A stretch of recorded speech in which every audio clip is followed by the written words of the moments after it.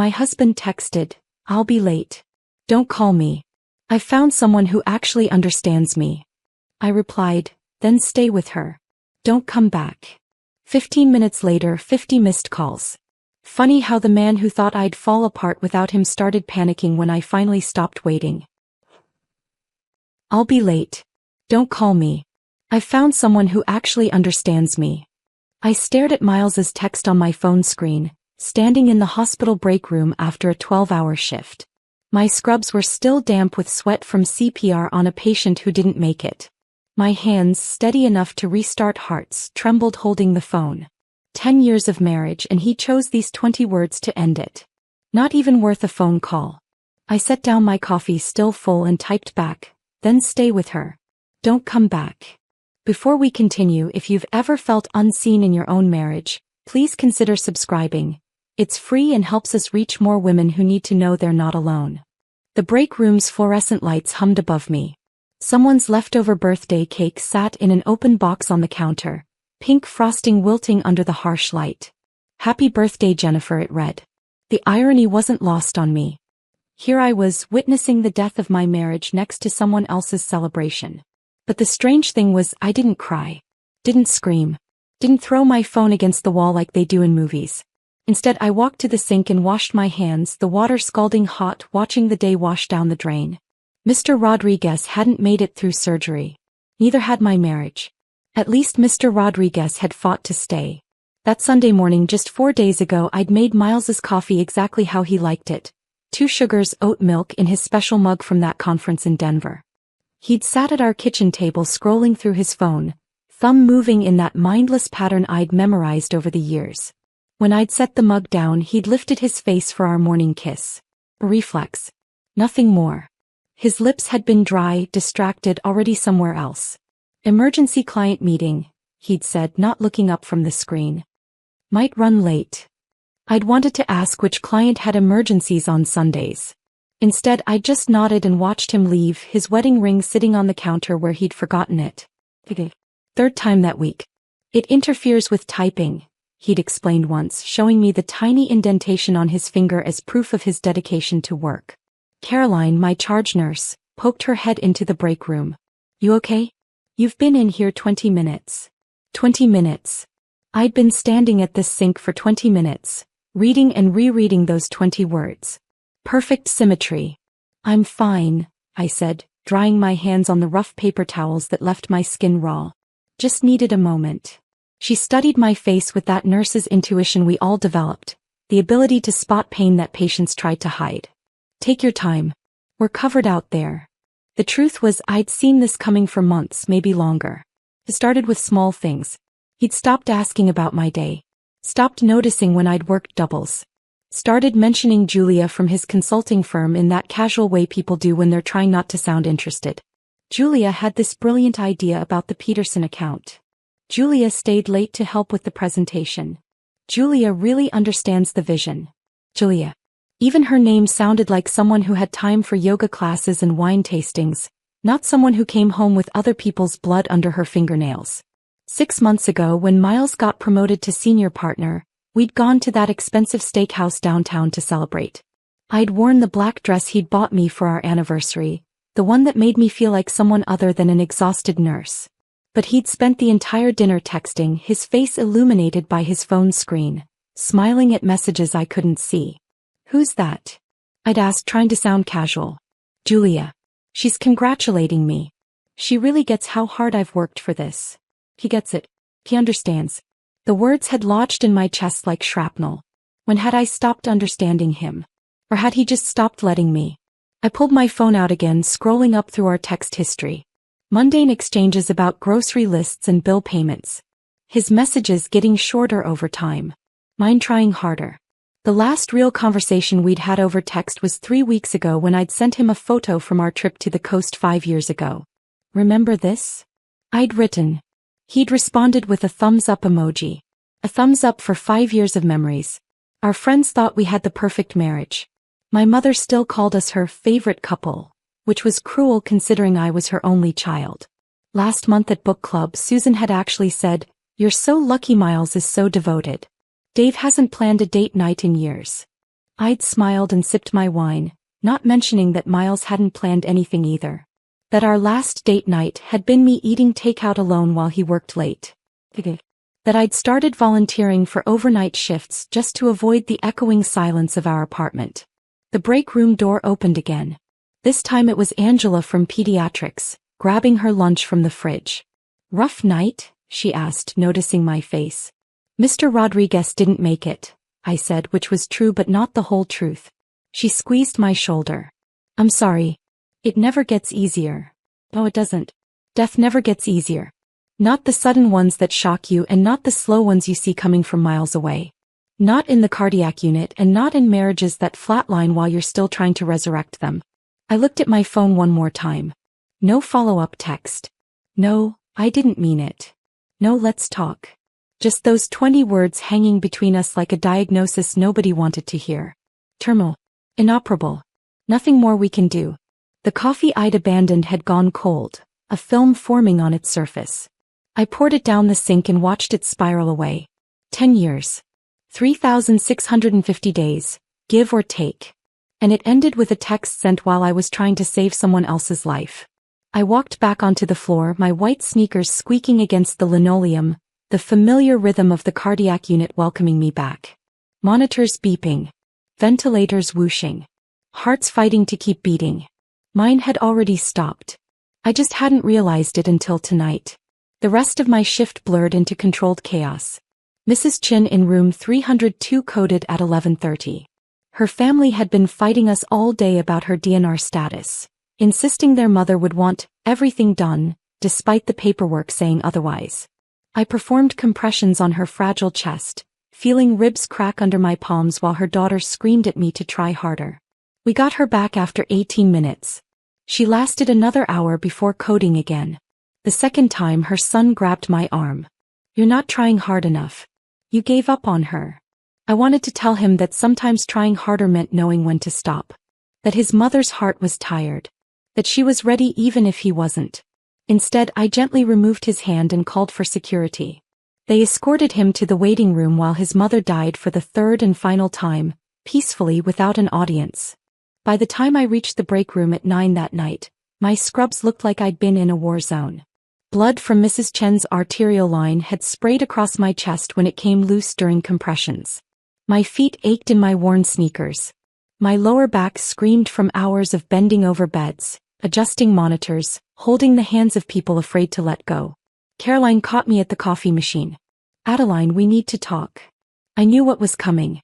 She'd been watching me for weeks, noting every extra shift I'd grabbed, every holiday I'd volunteered for, every weekend I'd spent here instead of home. "You've worked 6 doubles this month," she said, her voice gentle but firm. "That's not sustainable." "I'm fine. I need the money. We're saving for..." I stopped. What were we saving for? The vacation Miles kept postponing? The house he said we couldn't afford yet despite his promotion? "Honey, I've been doing this for 20 years. I know when someone's running from something." I forced a laugh. "Running? I'm barely walking after today." She didn't smile. "Is everything okay at home?" The question hung between us. 3 months ago I would have said yes automatically. 2 months ago I might have hesitated. Tonight, standing there covered in someone else's blood, exhausted beyond measure, I couldn't even pretend. "I should check on my patients," I said. Caroline's hand touched my shoulder. "The offer stands. If you need to talk." I nodded and escaped to the break room. The space was empty, just me and the vending machine's eternal hum. I collapsed into a plastic chair and pulled out my phone to text Miles that I'd be late. That's when I saw his message sent 3 minutes ago. "I'll be late. Don't call me. I found someone who actually understands me." The words didn't register at first. I read them the way you'd read medication dosages or lab results. Clinically. Detached. Then my brain caught up and each word detonated in sequence. Found. Someone. Who. Actually. Understands. Me. The vending machine's hum grew louder, or maybe that was the blood rushing in my ears. The fluorescent light above me flickered, casting shadows that danced across the grimy floor. Someone had left a medical journal on the table, open to an article about cardiac arrhythmias. The irony of reading about irregular heartbeats while mine forgot how to function normally. My hands weren't shaking when I typed my response. That surprised me. These hands that had trembled trying to save Mrs. Chen, that shook when her son accused me of not caring enough, were absolutely steady as I wrote. Then stay with her. Don't come back. I hit send and set the phone face down on the table. The vending machine continued its mechanical breathing. Like a ventilator keeping something alive that should have been allowed to die with dignity. I stood up and walked to the bathroom where I caught my reflection in the harsh mirror. Blood on my scrubs. Bags under my eyes. Hair escaping from the ponytail I'd tied at 6 this morning. But my face was calm. Resolved. Like I'd just made a critical medical decision that everyone else was too emotional to make. Back in the break room, I turned off my phone completely and shoved it in my locker. Then I walked back onto the floor. Everything okay? Angela asked, passing me in the hallway. Perfect, I said and meant it. The next 3 hours should have dragged. Should have been torture. Instead, they flew by with crystalline clarity. I updated charts with unprecedented focus. Administered medications with zen-like precision. When Mr. Patterson in 308 complained about his pain management, I adjusted his dosage without the usual internal debate about drug-seeking behavior. When the new nurse fumbled with an 4 insertion, I guided her hands with patience I didn't know I possessed. At midnight, Caroline found me reorganizing the supply closet. What are you doing? Inventory. The morning shift always complains they can't find anything. She leaned against the doorframe. You've been different tonight, plumber. Which terrifies me more than if you were falling apart. I lined up boxes of gauze with military precision. Maybe I finally figured something out. Want to share with the class? I turned to face her. You know what the hardest part of this job is? It's not the death. It's not the families who blame us. It's not even the 12-hour shifts. It's going home to someone who doesn't understand why we do it. Who doesn't get why we stay late to hold someone's hand, why we cry in our cars after losing a patient, why we come back day after day even when it breaks us. Caroline's expression softened. Oh, honey. I'm not looking for sympathy, I said, turning back to the supplies. I'm just saying I finally understand something. You can't make someone understand you. They either do or they don't. And if they don't? I shrugged. Well, forcing it is like performing CPR on someone who's been down for an hour. You're just breaking ribs for no reason. She watched me work for another moment. You need to go home. After inventory. Adeline. I'll leave at 1. Promise. She left, but not before squeezing my shoulder again. That small gesture of understanding meant more than 10 years of Miles asking, "How was your day?" without listening to the answer. At 12:45 I finished the closet. Every supply in its place. Every label facing forward. Order from chaos. Control where I could find it. I changed out of my bloody scrubs in the locker room, stuffing them in a biohazard bag with unusual satisfaction. The blood wasn't mine. The pain wasn't mine. For once, the tragedy belonged to someone else. My phone stayed off in my locker. Whatever messages were waiting could wait forever. The parking garage elevator smelled like stale cigarettes and disappointment. I clutched my bag, still wearing the hospital sneakers that squeaked against the metal floor, and watched the numbers descend. B1. B2. B3. My car sat exactly where I'd left it 14 hours ago, back when I still had a marriage. The engine turned over on the 3rd try. I should have gotten it serviced weeks ago, but Miles always handled the cars. Another thing I'd need to figure out on my own. The thought should have scared me. Instead, I felt oddly excited, like I'd been handed a permission slip to become someone new. Portland at midnight looked different when you were driving toward freedom instead of home. The streets glistened from earlier rain, neon signs reflected in puddles like watercolors bleeding together. I passed the coffee shop where Miles and I had our first date, the bookstore where we'd spent Sunday afternoons before Sunday became his permanent workday, the bar where we'd celebrated our last anniversary. 6 months ago. He'd left early to handle a crisis. Of course. The 24-hour Safeway appeared like an oasis. I parked crooked across 2 spaces because I could. Because there was no one to comment on my driving. Because small rebellions felt necessary tonight. The fluorescent lights inside made everyone look sick. Or maybe that was just me catching my reflection in the automatic doors. I grabbed a cart even though I only needed 2 things. The expensive Pinot Noir we'd been saving for a special occasion sat on the top shelf, dusty and patient. $48 for a bottle of wine seemed insane 6 hours ago. Now it felt like a bargain for celebrating my independence. The ice cream aisle stretched before me like a frozen promise. Miles hated mint chocolate chip. Called it toothpaste flavored. I grabbed 2 pints. Then the coffee ice cream he said was too bitter. The strawberry cheesecake he deemed too sweet. My cart became a monument to everything I'd given up for the sake of compromise. The checker, a kid with gauged ears and tired eyes, scanned my items without comment. Long night, he asked. The best kind, I said, surprising us both. The drive to our apartment. My apartment, I corrected mentally, took 12 minutes. I counted everyone, aware that this was the last time I'd make this journey as a married woman pretending everything was fine. Tomorrow I'd drive it as someone else. Someone who bought mint chocolate chip ice cream at midnight and didn't apologize. Our building's parking garage was empty except for the usual suspects. Mr. Kim's ancient Honda. The red Tesla belonging to the tech couple on the 4th floor. Miles's spot sat vacant, his absence so routine it had stopped registering months ago. I took the stairs instead of the elevator, needing to feel my body move, to prove I was still capable of forward motion. 4th floor. My keys felt heavier than usual, weighted with the knowledge that I was about to enter a space that was mine to reshape. The apartment was dark, exactly as I'd left it this morning. No lights left on for my return. No note on the counter. No evidence that anyone had been waiting or worried. The silence felt different though. Before it had been oppressive, full of everything unsaid. Now it felt expectant, like the pause before a song begins. I flipped on every light switch, flooding the space with brightness Miles would have called wasteful. The living room came alive and suddenly I saw everything clearly. The gray couch I'd picked while he was at a conference. The abstract painting he'd said looked like someone sneezed paint, but I'd bought anyway, hanging it when he was traveling. The bookshelf full of my medical journals and his unread business books.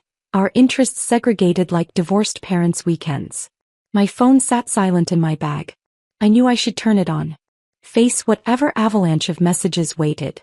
Instead, I opened the wine first, not bothering with the special aerator Miles had insisted we needed. It tasted like rebellion and relief. I walked through each room, wine glass in hand, seeing our life together for what it really was. The guest room he'd turned into an office where he spent most evenings. The bathroom with his expensive cologne collection and my drugstore shampoo. The bedroom with the California king bed that had felt crowded even when he was traveling. Finally, standing on our small balcony overlooking the city, I pulled out my phone. My finger hesitated over the power button. Once I turned it on, this became real. The text, my response, the ending, all of it would be waiting there in digital permanence. I pressed the button. The screen came alive at exactly 10:47 p.m. For 3 seconds nothing happened. Then the avalanche began. Missed call from Miles. Missed call from Miles. Missed call from Miles. The notifications stacked so fast I couldn't read them individually. My phone vibrated continuously like it was having a seizure. 53 missed calls. 28 text messages. 6 voicemails. All from him. I scrolled through the texts, each one a stage of grief in real time. That came out wrong. I didn't mean it like that.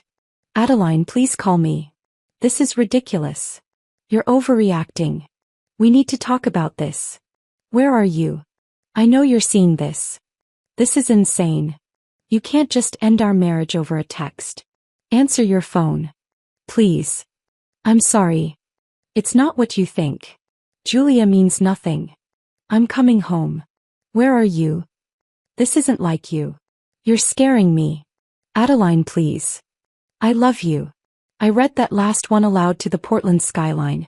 I love you. 3 words that would have meant everything this morning. Now they felt like counterfeit bills, worthless and insulting. Between Miles's desperate messages, I found 3 from Sophie. Miles just called me. Are you okay? Adeline, what's happening? He sounds frantic. Call me. No judgment. Just worried. I typed back. Better than okay. He chose to stay late with someone who understands him. I just made it permanent. Open that Malbec you've been saving. We're celebrating tomorrow. Her response was immediate. Holy. Yes. Wine, tissues, and bail money ready if needed. I laughed, actually laughed, standing alone on my balcony at nearly 11 at night. The city spread below me, thousands of lights and thousands of windows, each one a life being lived. How many of them were in marriages like mine? How many were standing on balconies, reading desperate texts from spouses who'd only discovered they cared when it was too late? My phone rang. Miles again. I watched his contact photo fill the screen. Us at the coast, both squinting into the sun, his arm around me like he actually wanted it there. I let it ring through to voicemail, then deleted it without listening. The wine tasted better with each sip. The city lights blurred slightly, whether from tears or alcohol I couldn't tell. Didn't care. I raised my glass to Portland, to the strangers in their lit windows, to the girl with gauged ears at Safeway, to Caroline who'd known something was wrong, to Mrs. Chin who'd fought until she couldn't, to Sophie who had bail money ready. To understanding ourselves, I said to no one, to everyone. Since that's all we can really control. My phone lit up again. Another call from Miles. Number 54. I turned it face down on the balcony table and went inside to eat mint chocolate chip ice cream straight from the pint, finally understanding what freedom tasted like. The mint chocolate chip ice cream had melted into soup by the time I finally went to bed. I left the pint on the coffee table, a small rebellion against Miles's rules about food in the living room. At 6 a.m., my alarm didn't go off because I'd never fallen asleep. Instead of exhaustion, I felt wired, electric, like my body had discovered a new energy source powered by pure determination. I called the hospital at 7, listening to the phone ring while making coffee in the French press Miles never used because it was too much work. Cardiac unit, this is Angela. It's Adeline. I need to call in sick today. Pause. I never called in sick. 3 years without a single absence, through flu seasons and food poisoning and the time I threw out my back moving Miles's exercise equipment he never used. Are you okay? You seemed different last night. I'm perfect. Just have some personal matters to handle. Oh. Another pause. Caroline mentioned you might need some time. Take care of yourself, okay? I hung up and dialed the bank next. While waiting on hold, I slipped my wedding ring off my left hand and moved it to my right. The indentation it left behind looked like a scar that would fade with time. Washington Federal, this is Cheryl. How can I help you today? I need to separate a joint account. Cheryl's voice shifted to that careful tone people use for delicate situations. I can help you with that. Will both account holders be present? No. Just me. 20 minutes later, I walked into the branch downtown. Cheryl turned out to be a woman in her 60s with kind eyes and perfectly manicured nails. She didn't comment on my wrinkled clothes from yesterday or the fact that I was separating finances at 9 in the morning on a Thursday. How would you like to divide the funds? She asked, fingers poised over her keyboard. Exactly half. I'm not trying to be vindictive. She nodded and started typing. The numbers on her screen made me realize how much we'd saved while never spending money on anything that brought joy. No vacations because Miles was always too busy. No concerts because he found live music chaotic. No nice dinners because he preferred to network at work events I wasn't invited to. Will you be needing new checks? Everything new, I said. New account, new cards, new everything. He smiled then just slightly. Fresh start. The freshest. By 10:30, I was back at the apartment with a new bank account, temporary checks with only my name, and the phone number for Tommy the locksmith that Cheryl had discreetly written on a post-it note. Hi nephew, she'd explained. He's helped a lot of my friends with transitions. Tommy arrived in a van that had Fresh Start locks painted on the side, which felt too on the nose to be real, but there it was. Miss Crawford. He was younger than I'd expected, maybe 30, with tattoo sleeves and a tool belt that looked like it meant business. That's me.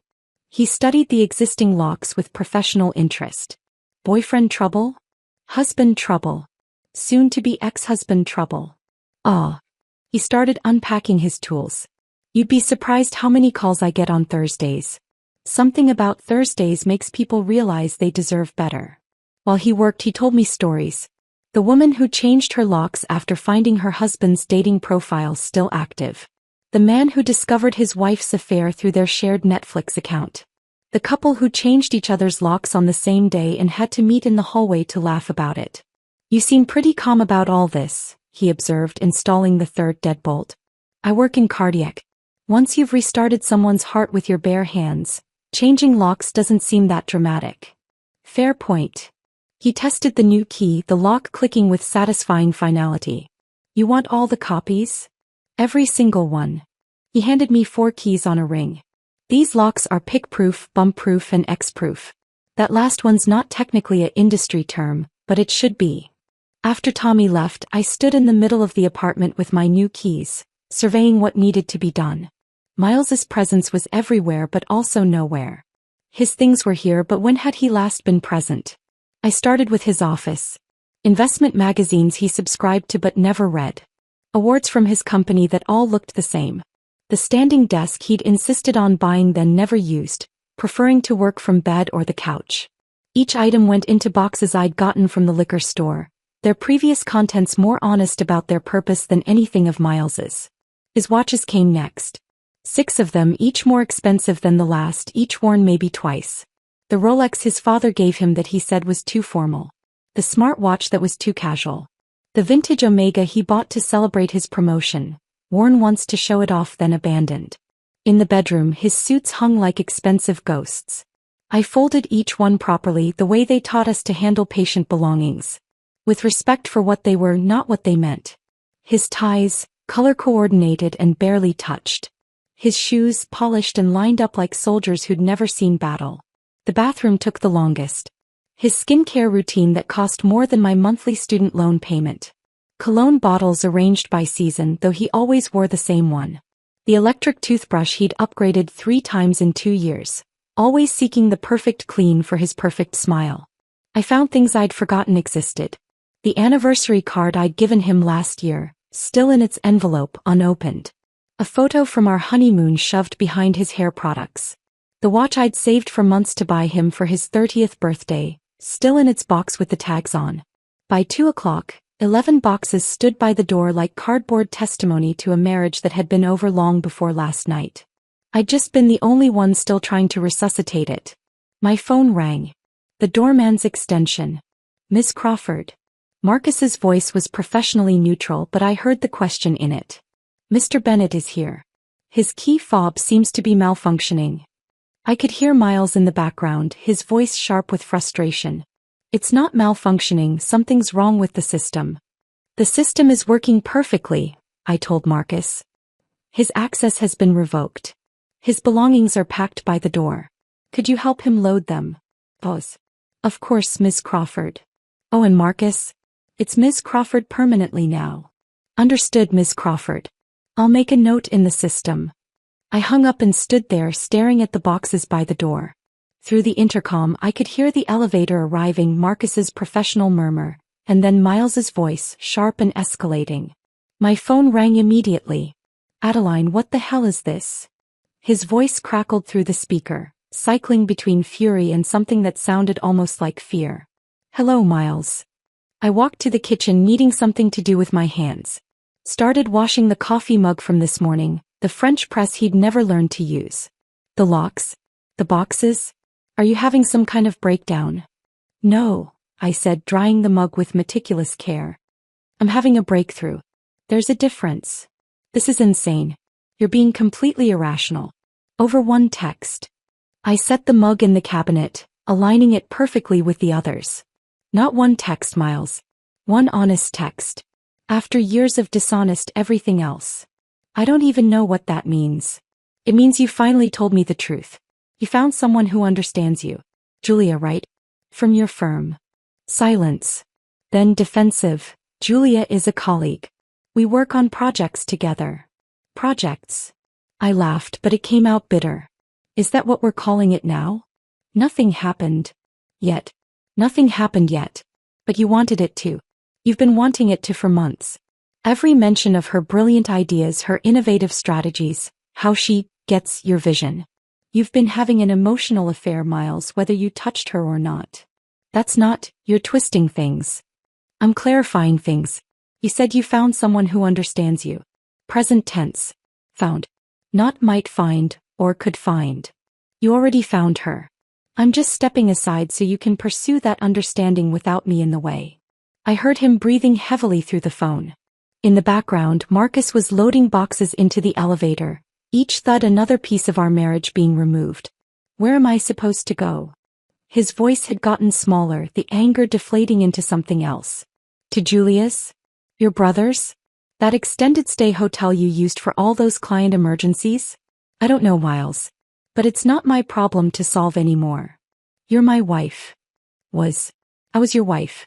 Now I'm the woman respecting your need to be understood by someone else. He hung up. 20 seconds later he called back. We need to talk about this in person. No, we don't. You can't just end 10 years over. You ended it, Miles. I'm just handling the logistics. This time when he hung up he didn't call back immediately. I stood in my quiet kitchen, afternoon light streaming through windows he'd wanted to cover with blackout curtains. The peace felt surreal, like the calm after a tornado when you're checking if you still have all your limbs. At midnight my phone buzzed. Not Miles this time. An unknown number with a wall of text. Hi Adeline, this is Julia from Miles's firm. I want you to know that nothing physical has happened between us. We've had some deep conversations about work and life, but I would never cross that line with a married man. There's been an emotional connection, yes, and maybe some feelings developed that shouldn't have, but I swear we haven't acted on anything. Miles is devoted to you. He talks about you all the time. These late nights have just been about the Morrison project, mostly. Okay, sometimes we talked about other things. Personal things. But that's normal for colleagues who spend time together. I think you're misunderstanding our professional chemistry. Can we talk woman to woman? I never meant for any of this. I read it 3 times. Each read revealed more. Nothing physical meant they'd thought about it. Feelings developed, confirmed what I already knew. Talks about you all the time was past tense and probably complaints. Professional chemistry was just another term for emotional affair. I didn't respond. The next morning my phone rang at 7:30. Miles's mother, Margaret, calling from Scottsdale, where she lived in a retirement community that cost more than most people's mortgages. Adeline, sweetheart, what is this nonsense I'm hearing? Good morning, Margaret. Miles called me at midnight, hysterical. Says you've locked him out. Changed the banks. This is not how marriages work. I almost laughed. Margaret on her 3rd husband lecturing me about how marriages work. Miles found someone who understands him better. I'm respecting that choice. Men say stupid things when they're stressed. You can't take every word literally. Actually, I can. And I am. You're giving up so easily. After everything you've built together. What did we build, Margaret? Really? A life where he works 18-hour days and I eat dinner alone? Where he spends more time with Julia from his office than with me? That's not a marriage. That's just 2 people with the same address. Her voice cracked slightly. Who's going to take care of him? He's 37 years old. He makes $200,000 a year. I think he'll figure it out. But his anxiety, are not my responsibility anymore. She hung up on me, which felt like a family tradition at this point. 2 hours later, Sophie arrived with what she called her emergency divorce kit. 2 bottles of wine, fancy chocolate, tissues, and her tablet loaded with apartment listings. She found me on a ladder, painting the accent wall coral. Okay, this is not what I expected, she said, setting down her supplies. What did you expect? Crying? Bed wallowing? Maybe some therapeutic plate smashing? I did my crying in increments over the past year. Every time he chose work over us. Every time he mentioned Julia. Every time I ate dinner alone. I'm all cried out. She watched me paint steady strokes covering the beige Miles had insisted was calming. You know what, she said finally. I never liked him. I nearly dropped the brush. What? He was condescending. Remember at your birthday dinner when he corrected the wine pronunciation? Or when he explained your own job to you at the Christmas party? He was exhausting to be around. We all thought it, but you seemed, I don't know, committed to making it work. Committed to being blind, more like. No. Committed to your vows. There's a difference between giving up and knowing when to stop. You knew when to stop. She helped me finish the wall, both of us splattered with coral drops that looked like celebratory confetti. The color transformed the room, made it warm where it had been cold, alive where it had been sterile. He's going to come back, Sophie said, washing paint off her hands. Men like Miles always do. When Julia realizes he's actually available, she'll run. When he has to do his own laundry and cooking and emotional labor, he'll come crawling back. Maybe, I said, stepping back to admire the wall.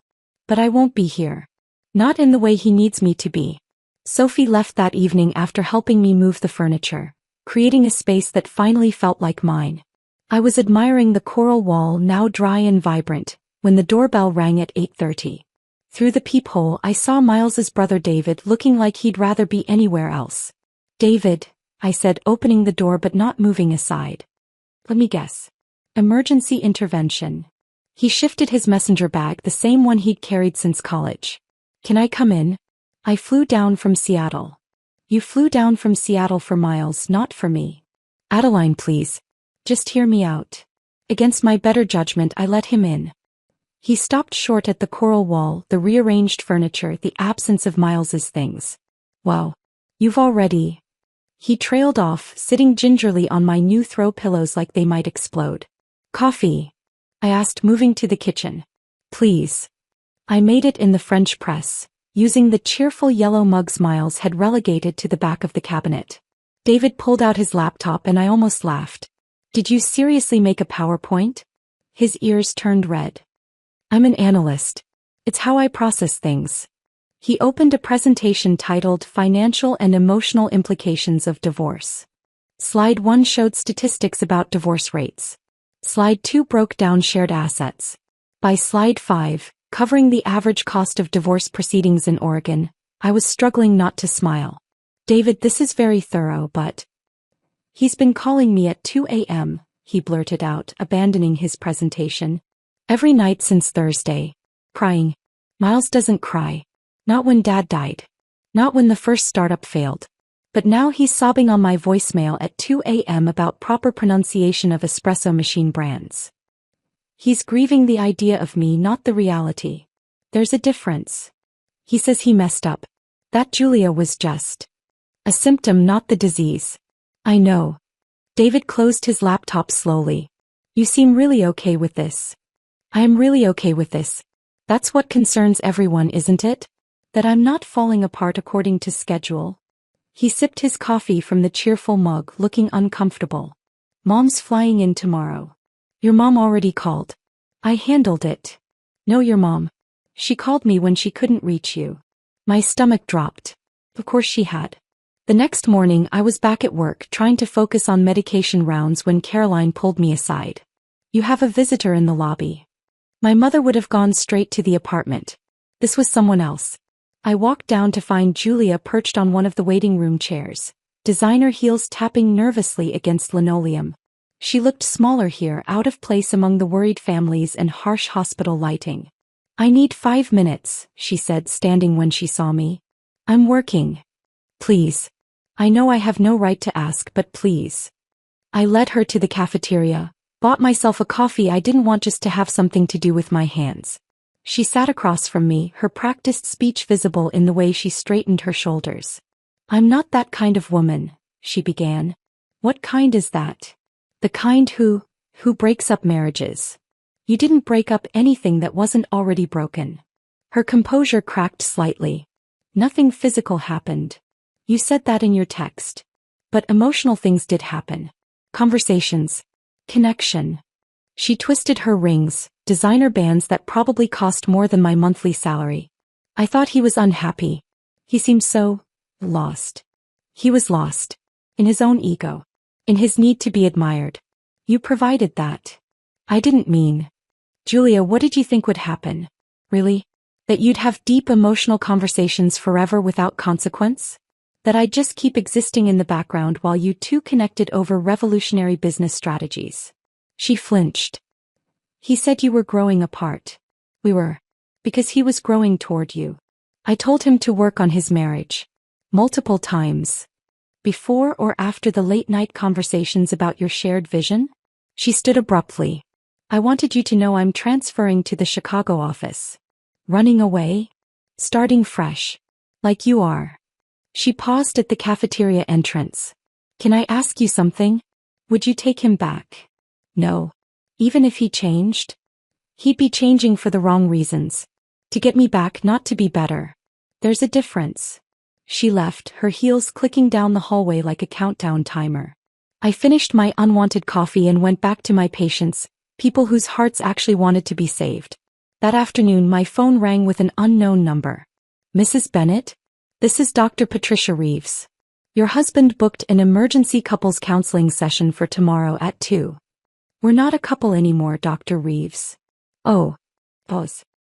He seemed quite urgent about it. He mentioned you were having a temporary disagreement.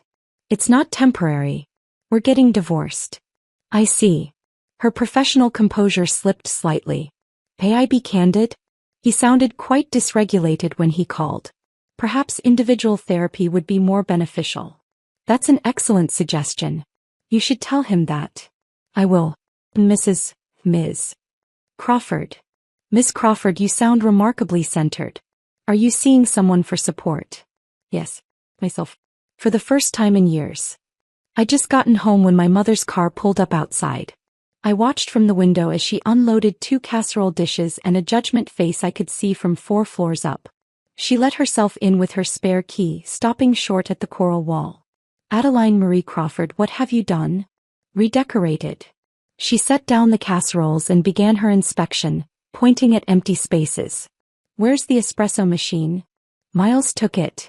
The smart TV? Also Miles. The sound system? I pulled out my phone, showing her our bank statements from the last 3 years. 87% of our joint purchases were paid for by me. He contributed 13%, mostly to things with his name on them or that impressed his colleagues. She studied the numbers, her finger following the transactions. You paid for your own anniversary presents? Usually. He'd forget, then reimburse me later. Sometimes. She sat down heavily on my rearranged couch. Eugene is a 3-hour drive. You couldn't have called me yourself. To say what? That I finally stood up for myself? That I'm done pretending everything's fine? To say you needed your mother. But I didn't. That's what everyone can't seem to grasp. I don't need saving or intervention or casseroles. I need people to trust that I know what I'm doing. She looked around the apartment, seeing it maybe for the first time as mine instead of ours. The coral is nice, she admitted quietly. Brings out the light. Mom stayed for dinner, both of us eating her casserole in comfortable silence. She left the second one in my freezer, kissed my forehead like I was 12 again, and drove back to Eugene without trying to fix anything else. That night I slept better than I had in months. 3 weeks passed in a blur of work shifts and small freedoms. I bought curtains Miles would have hated. Started reading again. Remembered what my own laugh sounded like. Then Caroline cornered me during shift change with that look she got when she had gossiped too good to keep. So I saw your ex last night, she said, pretending to organize already organized charts. Oh. At that pretentious wine bar on Pearl Street. With a brunette who looked like she'd rather be getting a root canal. Julia. Had to be. He was leaning in trying to talk to her and she was just scrolling her phone. Didn't even look up when he ordered. Caroline's eyes sparkled with vindication. Karma's a beautiful thing, isn't it? I waited for satisfaction to hit. Instead, I felt an unexpected wave of sadness. Not for us, not for what we'd lost, but for Miles. For the man who'd been so afraid of being ordinary that he'd destroyed everything real in pursuit of something that glittered from a distance. That's just sad, I said. Caroline looked surprised. You're not happy about it? Why would I be happy watching someone I once loved be miserable? Even if he earned it. That afternoon I decided to tackle the closet.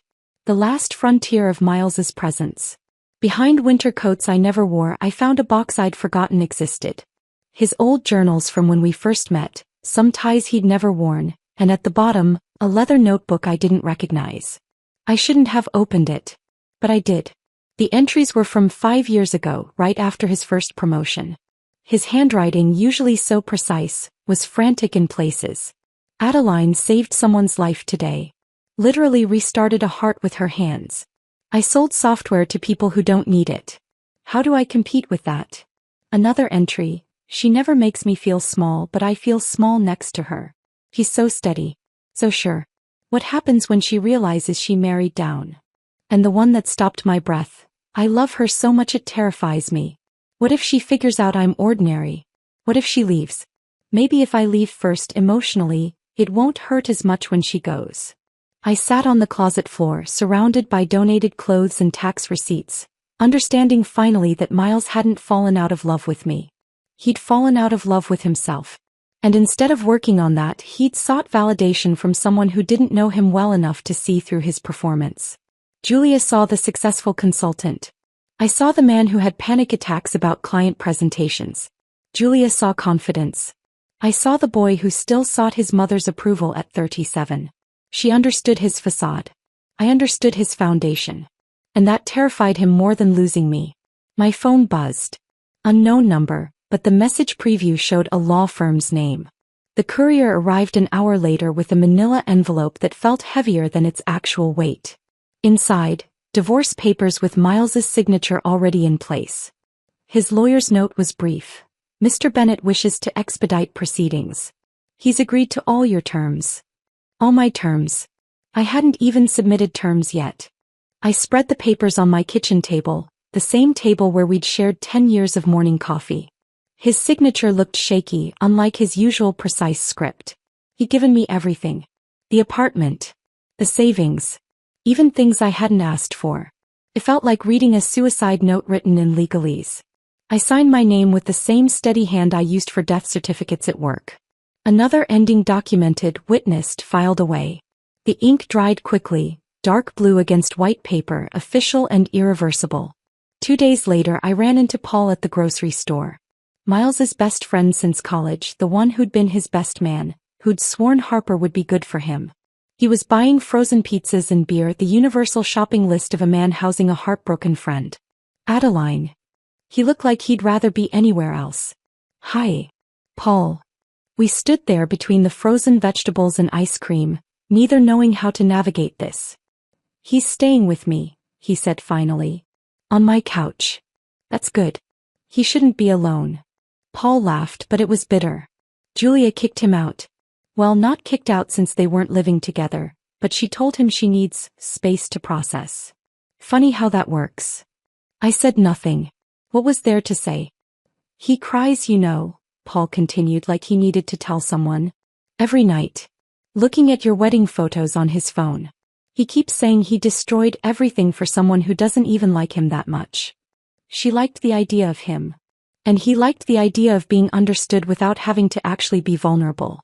Paul shifted his basket of bachelor food. He knows it's too late. Knows he can't fix this. But Adeline. I've never seen him like this. It's like he finally woke up and realized what he had. Sometimes people need to lose something to understand its value. That's cold. No, I said, selecting the good ice cream, the kind Miles always said was too expensive. That's honest. And honesty is what was missing all along. Paul studied me for a moment. You look good. Happy. I'm getting there. He won't bother you. I made him promise.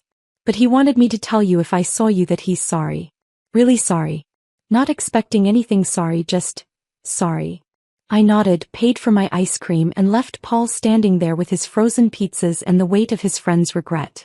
That night I sat on my balcony with the good ice cream and my phone. I pulled up our wedding photos, the ones I'd hidden in a folder months ago. We looked so young, so certain. Miles's smile reached his eyes in a way I hadn't seen in years. I was looking at him like he hung the moon. Maybe he had once. Before he got scared of heights and climbed back down. I deleted the folder. Not out of anger but out of kindness. To both of us. Some things needed to stay buried for new things to grow. The empty photo folder stared back at me from my phone screen. Where 10 years of memories had lived, now just blank space. I closed the app and set the phone aside, finishing my ice cream as Portland's lights twinkled below like promises I was finally ready to make to myself. 6 months later I stood on a different rooftop, champagne flute in hand, the same city spread beneath me but everything else transformed. Sophie and Caroline had insisted on celebrating my promotion to head of cardiac unit at the exact spot where Miles had proposed 11 years ago. The irony wasn't lost on any of us. To Adeline, Sophie raised her glass, who saved her own heart with the same precision she saves everyone else's. To not needing anyone to understand us, Caroline added, her voice carrying the weight of her own divorce 3 years prior. To choosing ourselves, I said, and we clinked glasses as the sun set over the city. The rooftop bar had been renovated since Miles's proposal. New furniture, new lighting, even a new name. But the view remained the same. Mount Hood in the distance, the river cutting through downtown, the bridges lit up like jewelry. I remembered standing in this exact spot 23 years old, saying yes to a man who promised me forever. Now at 34 I was saying yes to myself. You know what the best part is? Caroline said after her second glass. You look 10 years younger. I'm not even exaggerating. It's like you shed a whole decade of exhaustion with those divorce papers. She wasn't wrong. My face had changed. The permanent furrow between my eyebrows had smoothed. The tight line of my mouth had softened. I'd started wearing lipstick again, the bright coral that matched my accent wall. Marcus mentioned the same thing, I said, thinking of the doorman who'd helped me move the previous week. I'd found a one-bedroom apartment 6 blocks from the hospital. Smaller than the place I'd shared with Miles, but flooded with light. I'd painted one wall sage green, another dusty rose. Plants crowded every windowsill, pothos and snake plants, and a massive monstera that was already outgrowing its corner. The furniture was all mine, chosen for comfort over impressiveness. Marcus had helped carry boxes, his professional discretion finally cracking when he saw how different I looked. Miss Crawford, forgive me for saying, but you're glowing, he'd said, setting down a box of books. Then quieter, Mr. Bennett still drives by sometimes. Parks across the street, looks up at the old apartment. I don't think he knows you moved. Let him look, I'd said, arranging my grandmother's china in new cabinets. He's looking for someone who doesn't exist anymore. 2 weeks into living in my new space, on what would have been our 11th anniversary, my phone buzzed with a text from Miles. I saw the preview. I understand now. What I was looking for was... I screenshot it without reading the rest and sent it to the group chat with Sophie and Caroline.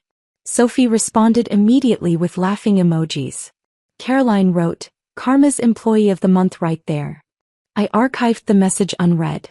Some words come too late to matter, like CPR on a patient who's been gone too long. You can go through the motions, but you can't bring back what's already moved on. That night, I worked a shift in the cardiac unit I now ran. The same fluorescent lights hummed overhead. The same vending machine stood guard in the break room. But everything felt different when you were building instead of escaping. I was updating charts when I noticed her. The new nurse, Amy, sitting alone in the break room at midnight, staring at her phone with that familiar look of someone pretending everything was fine. "Long night?" I asked, grabbing a coffee. She startled, quickly darkening her phone screen. "Oh, Dr. Crawford. Yes, Mr. Peterson in 302 is being difficult." "That's not what's making you look like that." She laughed, but it was hollow. "My husband's working late again. 3rd time this week. He's in tech, says it's normal, but your gut says otherwise." Her eyes filled with tears. She quickly blinked away. "I'm being paranoid." I sat down across from her, remembering my own midnight vigils in this same room. "Can I tell you something? The night my marriage ended, I was standing right here. My ex-husband sent me a text saying he'd found someone who understood him better. You know what I did?" "What?" "I told him to stay with her. Best decision I ever made." Amy's eyes widened. "You just ended it?" "That simply. Ending it was simple. The 10 years of pretending that led up to it, that was the hard part. The working late, the growing distance, the feeling like you're going crazy for noticing what everyone else pretends not to see. That's the real killer. But what if I'm wrong? What if he really is just working?" I leaned back, studying her tired face. "Then having an honest conversation won't hurt anything. But in my experience, when your gut screams this loud, it's usually right. The question is, do you want to spend years gathering evidence, or do you want to trust yourself now?" She sat with that for a moment. "Were you scared when you ended it?" "Terrified. But you know what scared me more? The thought of spending another 10 years waiting for someone to see me while I disappeared. Understanding yourself, Amy, is more important than being understood by someone else. And sometimes when someone tells you not to call them, literally or figuratively, the best response is simply, "Okay, I won't." Amy nodded slowly, something shifting in her expression. "My mom always said not all endings are failures." Your mom's right. Some endings are victories disguised as losses. Sometimes the greatest revenge is just choosing to thrive. I stood up, my coffee cold but my purpose warm. "Whatever you decide, remember, you're allowed to choose yourself. It's not selfish. It's necessary." Walking back onto the floor, I passed the cardiac monitors, each one tracking a heart's rhythm. Some steady, some struggling, all fighting to keep going. Just like us. The only difference was that human hearts could choose their own rhythm once they stopped letting others set the pace. I thought about Miles, probably lying awake somewhere, finally understanding what he'd lost. About Julia, discovering that understanding someone's ambition isn't the same as knowing their soul. About Marcus watching a man return to stare at empty windows. About my mother finally seeing her daughter bloom. But mostly I thought about myself. The woman who didn't fall apart when her marriage ended with 20 words. Who signed divorce papers with the same steady hand that saved lives. Who painted her walls impossible colors and bought the good ice cream and learned that being alone wasn't lonely when you actually liked your own company. I looked at my reflection in the dark window of the medication room. Coral lipstick still perfect after an 8-hour shift. Eyes clear and focused. The ghost of a smile that had become permanent these past few months. This was what thriving looked like. Not grand gestures or dramatic revenge. Just a woman who'd finally stopped waiting for someone else to understand her and decided to understand herself instead. And that understanding, that was worth more than 53 missed calls, more than midnight apologies, more than 10 years of trying to be someone's everything while slowly becoming nothing. The greatest revenge I'd learned wasn't making them sorry. It was making yourself whole. If this story of standing up for yourself had you cheering for Adeline, hit that like button right now. My favorite part was when she typed, "Then stay with her. Don't come back," with surgeon-steady hands. What was your most satisfying moment? Drop it in the comments below. Don't miss more empowering stories like this. Subscribe and hit that notification bell so you never miss an upload. My husband sold my $2 million ranch to his new girlfriend for $5. He thought I'd cry and walk away quietly. Tad, I smiled. He had no idea what I'd already done, long before he made his move. Sometimes silence isn't weakness. It's the sound of a woman who's already won. Lisa Hawthorne cornered me in the feed store parking lot, waving papers like victory flags. "Just wanted to thank you for the ranch," she said, loud enough for other customers to hear. $5 was more than generous. She held up the deed transfer, my forged signature bold across the bottom. Samuel sat in her Mercedes, avoiding my eyes through the tinted glass. I loaded 50-pound grain bags into my truck bed, each lift steady and controlled, while she kept talking about her plans for my land. The feed store owner, Tom, watched from his doorway, confusion clear on his weathered face. "Going to convert those old stables into a yoga studio," Lisa continued, her voice carrying across the gravel lot. "Samuel says you won't mind clearing out by Monday. Before we continue, if you believe that hardworking women deserve to protect what they've built with their own hands, please consider subscribing. It's free and helps us reach others who need these stories." Monday. 3 days to leave the ranch I'd built from nothing. I hefted another grain bag, the familiar weight grounding me while my mind raced. The signature on her papers looked like someone had traced my name with their non-dominant hand during an earthquake. 20 years of signing breeding certificates, veterinary forms, and supply orders. You'd think Samuel would know how I actually write my name. Tom Murphy stepped out from his doorway, approaching slowly. He'd sold me my first bag of feed when I was 25, fresh from my father's funeral, using his life insurance money to buy 2,300 acres of scrubland everyone said was worthless. "Everything all right, Lily?" His eyes moved between Lisa's triumphant face and my steady loading. "Just fine, Tom." I positioned another bag, the rough fabric familiar, under my work gloves. Lisa here was explaining how she bought my ranch. Bought. Tom's weathered face creased deeper. "But you just ordered winter supplies for $5, Lisa interrupted, shoving the papers toward him. "Legal and binding. Samuel handled everything." That's when I noticed Samuel's hand on the door handle, like he might get out, then thinking better of it. 18 years of marriage and he couldn't even face me while stealing everything I'd built. The cowardice hurt more than the betrayal somehow. Lisa's phone rang. She answered with a giggle that belonged on a teenager, not a 40-year-old woman. "Yes, baby, I'm telling her now." She held the phone toward me. "Samuel wants to talk to you." I took my time walking to my truck's tailgate, closing it with careful precision. "Tell him he knows where to find me."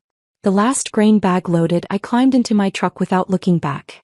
In the rearview mirror, I saw Tom examining the papers Lisa had pushed at him, his expression shifting from confusion to disgust. He'd been in business long enough to recognize garbage when he saw it. The drive back to the ranch took 12 minutes. I'd made this trip so many times I could navigate it unconscious. Past the Henderson place where their new foal was learning to run. Around the bend where lightning had split that massive oak 5 summers ago. Up the hill that overlooked the valley I'd spent 2 decades transforming from neglected land into something beautiful. Elena's truck was parked by the barn when I arrived. My ranch manager for 12 years, she had instincts sharper than any horse. She emerged from the barn holding a clipboard, but her eyes were on my face. Lily. Just my name, but the way she said it carried questions. Lisa Hawthorne claimed she bought the ranch.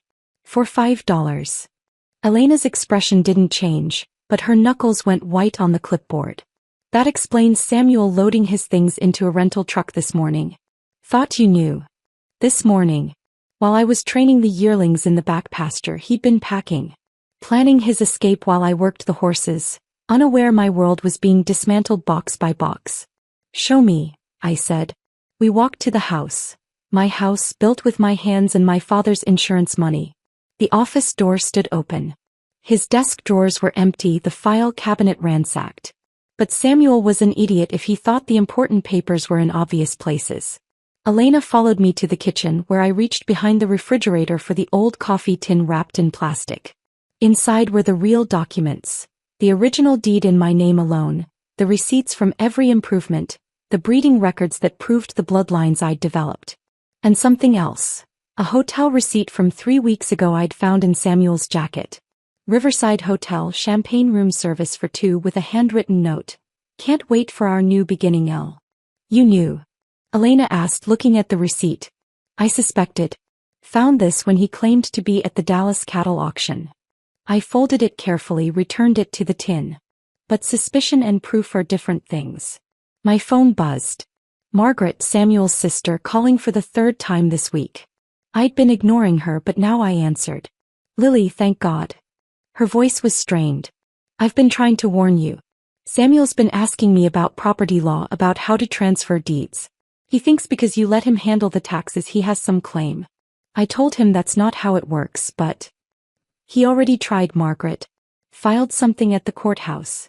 A long pause. Lily, you need a lawyer. Now. After she hung up, I sat at my kitchen table, the same one where I'd served Samuel breakfast this morning, unaware he was planning to steal everything by lunch. Elena sat across from me, quiet but present. Marcus Fitzgerald, I said finally. He handled my father's estate, helped me buy this place. His number's in the tin too. While Elena called Marcus, I walked through my house, seeing it with new eyes. The walls I'd painted, the floors I'd refinished, the windows I'd replaced one at a time as money allowed. In the living room hung our wedding photo, both of us young, hopeful, standing in front of the old barn before I'd rebuilt it. Samuel's smile looked genuine then. When had it become performance? Marcus could see me tomorrow afternoon. Until then, I had horses to feed, stalls to clean, and a ranch to run. Whatever Samuel and Lisa thought they'd accomplished with their $5 fiction, the real work didn't stop. It never had, not through drought or flood or market crashes. It wouldn't stop now. That evening, I stood in Midnight Star's stall, checking on our pregnant mare. She'd been restless for 3 days, showing signs of a difficult pregnancy ahead. I ran my hands along her sides, feeling the full shift within. Life went on, preparing to enter the world regardless of human drama. We're going to be fine, I told her, though I wasn't sure which of us I was trying to convince. I've built this place once from nothing. If I have to, I'll fight to keep it. The mare nuzzled my shoulder, her breath warm against my neck. Outside, the sun set over pastures I'd seeded, fences I'd mended, and dreams some fool thought he could steal for $5. Tuesday arrived wrapped in ordinary sounds. The coffee maker gurgling its final drops, bacon popping in the cast iron skillet my mother had seasoned for 40 years. I was slicing tomatoes from the garden when I heard Samuel's dress shoes on the hardwood instead of his usual work boots. He stood in the doorway wearing his charcoal suit, the one reserved for funerals and bank meetings. We need to talk. He didn't move toward the coffee pot like every other morning for 18 years. No kiss on my cheek, no complaint about the heat, no question about which horses needed attention. I kept slicing, the knife moving through red flesh with practiced precision. Your breakfast is almost ready. I won't be staying for breakfast. He pulled out his usual chair but remained standing behind it, gripping the back like a podium. I'm leaving you, Lily. For Lisa Hawthorne. The name wasn't a surprise. I'd seen it on that hotel receipt, heard it whispered in his sleep. But the next words were, "The ranch is already sold. $5. Filed yesterday at the courthouse." He slid papers across the table, avoiding the wet ring from my coffee mug. The documents looked official enough. County seal, notary stamp, all the decorations of legitimacy. But the signature meant to be mine looked like someone trying to forge a check while riding a mechanical bull. "You can't sell what isn't yours, Samuel. It's done. Community property laws. My name's on the tax documents." I turned off the stove, moved the bacon to a plate lined with paper towels. Ordinary movements while my mind catalogued 20 years of paperwork he'd never bothered to read. The deed in my name alone. The inheritance laws that protected what I'd bought with my father's money. The hours of labor I'd documented building this place before we'd even met. "When did you plan this?" My voice stayed level, professional almost. "Does it matter? Lisa's coming by to look at her property. You should pack."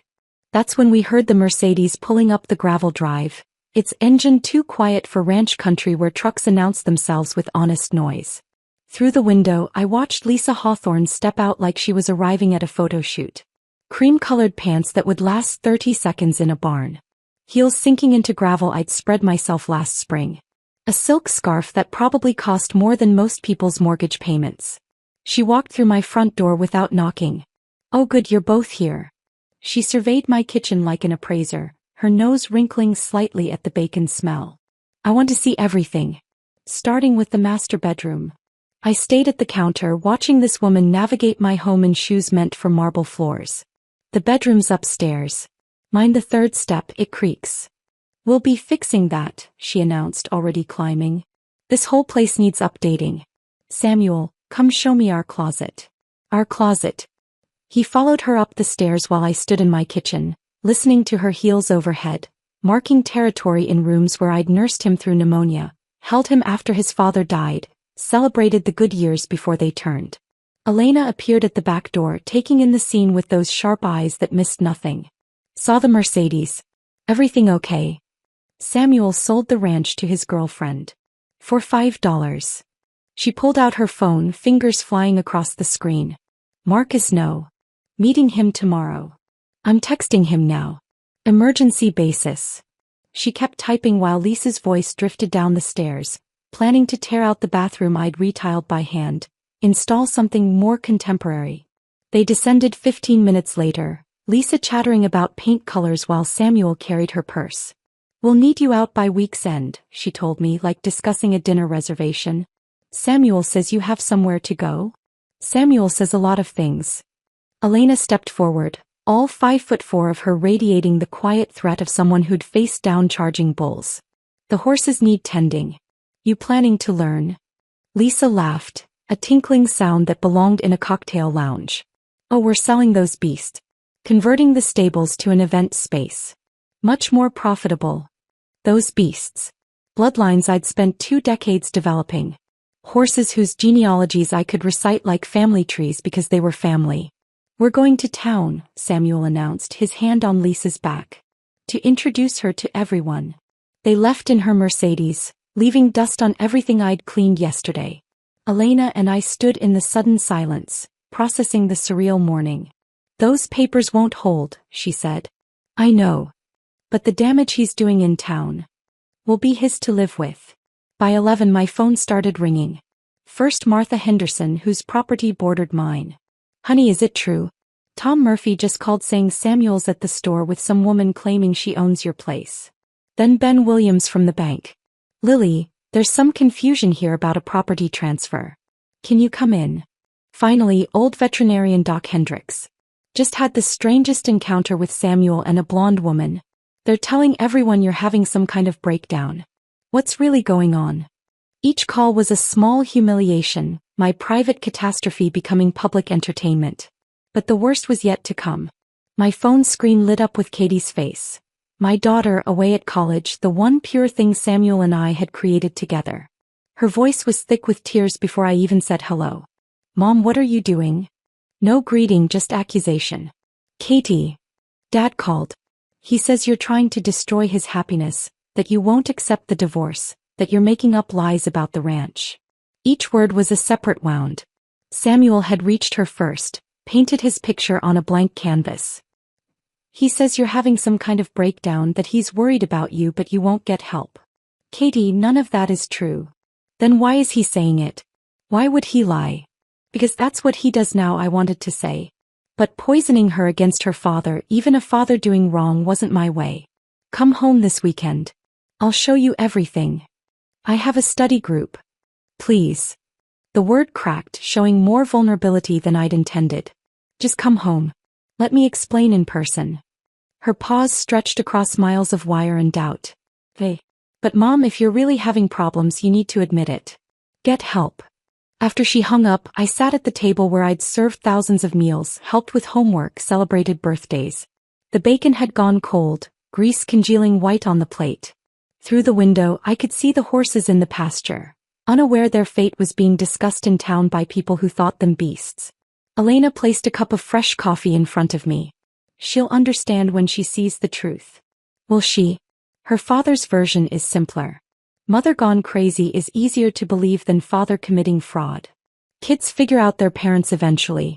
Truth has a way of surfacing. I hoped she was right. But for now, I had a ranch to run, horses to tend, and a life to protect from people who thought they could buy it for pocket change. The morning had shattered plenty, but I was still standing in the pieces, figuring out how to reassemble them into something stronger. The credit card statement arrived buried in Thursday's mail, tucked between feed store flyers and auction notices. I almost tossed it unopened. Samuel handled our personal finances while I managed the ranch accounts. But his name on that storage facility charge stopped me cold. Ace Storage, billing monthly for 6 months. Unit 47B. I drove there that afternoon, telling Elena I needed supplies from town. The facility sat on the outskirts, rows of orange doors baking in the sun. The manager, a kid barely out of high school, recognized me from the ranch's community writing program. Mrs. Brennan. Here to check your husband's unit. Lost my key, I lied smoothly. He cut the lock without question, probably violating 10 policies. The door rolled up to reveal Samuel's secret archive. Banker's boxes labeled in his blocky handwriting. I pulled out the first one with steady hands.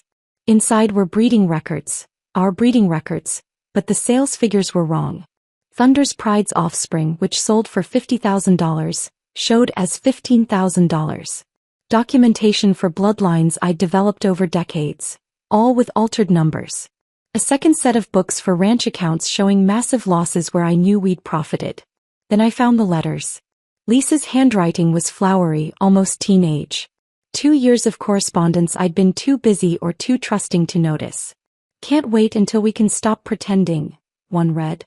That derby party plan is perfect. Get her drunk, get her signature, we're free. The derby party. 2 years ago, Samuel had been so attentive, refilling my wine glass, insisting I relax for once. I'd woken with the worst hangover of my life and no memory of signing anything. Now I understood why he'd been so pleased with himself that night. I photographed every document, every letter, every falsified record. My phone storage filled as evidence mounted, years of deception documented in Samuel's own writing. The last box contained receipts for jewelry I'd never received, vacation charges from trips he'd taken without me, restaurant bills from dates while I was working late. Back at the ranch, Elena waited in the barn office, her expression carved from stone. We need to talk, she said, closing the door behind me. I should have told you sooner. She pulled out a folder she'd hidden in the supply cabinet. 3 months ago, Samuel met with Jack Morrison about buying Thunder's Pride. Said you'd agreed to sell but were too emotional to handle negotiations. Thunder's Pride, our foundation stallion, whose bloodline I'd spent 15 years perfecting. I told Morrison you'd never sell. He backed off, but then Samuel started approaching collectors for breeding documentation. Claimed horses had died or been traded. She spread papers across the desk. Copies of emails, falsified death certificates, forged sales agreements. I've been documenting everything, making copies before he could destroy originals. Why didn't you tell me? I kept hoping I was wrong. That there was an explanation. Her voice cracked slightly. You seemed happy. I didn't want to be the one who... You protected the ranch. That's what matters. Together we traced the money trail. Phantom veterinary bills for procedures never performed, medications never purchased. Dr. Hendrick's signature forged dozens of times. The total approached $400,000 over 3 years. There's more, Elena said quietly. Last month while you were at the breeders' conference, Lisa was here. In your house. I have security footage from the barn cameras. That night, unable to sleep, I remembered something. The cloud storage account I'd set up years ago for ranch documents, back when Samuel claimed he wanted to help more with the business. He'd forgotten I had administrator access. I opened my laptop at 2 a.m., logging into the account with credentials he'd never bothered to change. Their text messages synced automatically from his phone. 2 years of conversations sprawled before me. She actually thinks I'm working late, Samuel had written. So pathetic. The stupid cow probably doesn't even know what the ranch is really worth, Lisa replied. Every plan detailed. Every lie celebrated. Mockery of my morning routines, my dedication to the horses, my trust in the man I'd married. Photos of them together at restaurants I thought he'd visited with clients. Pictures from a Cabo vacation during what he'd called a business conference. Then I found it. A photo that knocked the breath from my lungs. Them together in my bed in my grandmother's quilt, while I was at the Kentucky Horse Show last spring. Lisa's caption, "Her bed is more comfortable than mine." I ran to the bathroom, emptying my stomach until nothing remained but bile and rage. Not just betrayal, desecration of every sacred space I'd built. Marcus Fitzgerald answered his phone at 6 a.m., alert despite the hour. "Lily, I've been reviewing the documents Elena sent. There's something you need to know." We met at his office within the hour. He'd pulled county records dating back to my purchase of the ranch. "The deed is entirely in your name. Your father's life insurance paid for it before you married Samuel. But his name is on tax documents only. For filing purposes. He has zero legal claim to the property itself." Marcus pulled out another folder. "Remember the Derby party 2 years ago? That party again." Vaguely. "I drank too much. Samuel had you sign something that night. He probably thought it was power of attorney or property transfer." Marcus smiled grimly. "But you signed a postnuptial agreement I'd prepared months earlier and left in your desk. It states that in case of divorce the ranch remains solely yours." "I don't remember." "Doesn't matter. It's legal, filed, and ironclad." Samuel signed it too, probably thinking it was something else after his own drinks. He pulled out the document, both signatures clear despite slightly wavering lines. "He accidentally protected you from himself. What about the money he stole? We'll file liens against the property for unpaid labor, 20 years of ranch development at market rates. Between that and the embezzlement we're looking at $1.8 million in claims. Even if his fake sale was legal, which it isn't, the liens would prevent any transfer." I sat in Marcus's leather chair, surrounded by evidence of betrayal so complete it should have destroyed me. Instead I felt something else. Clarity. Every suspicious moment, every instinct I'd suppressed, every excuse I'd made for Samuel's behavior had been warning signs I'd chosen to ignore. "File everything," I told Marcus. "Every lien, every charge, every piece of paper that protects what I built. This could get ugly. Criminal charges. It's already ugly. Now we make it legal." Elena was feeding the horses when I returned. She looked up from Thunder's Pride's stall. This stallion Samuel had tried to sell behind my back. "How bad?" she asked. 2 years of planning. $400,000 stolen. Photos in my bed. She absorbed this, then returned to brushing Thunder's Pride with steady strokes. But the ranch was never his to sell. The stallion nickered softly and I realized something. While Samuel and Lisa had schemed and stolen, I'd been building something real. Every foal born, every acre improved, every young rider taught. That was my true fortune. And no $5 deed, no matter how many times they filed it, could steal what was already mine. The next morning I woke at 4:30 as always, made coffee in the same pot I'd used for 20 years, and started my rounds like nothing had changed. The horses needed feeding whether my world was falling apart or not. Samuel found me in the barn, mucking stalls with the rhythm of someone who'd done it 10,000 times before. "You're taking this well," he said, suspicion creeping into his voice. I kept shoveling. Taking what well? The sale. The divorce. Everything. Life goes on, Samuel. Horses still need care. He watched me work, probably expecting tears or anger or begging.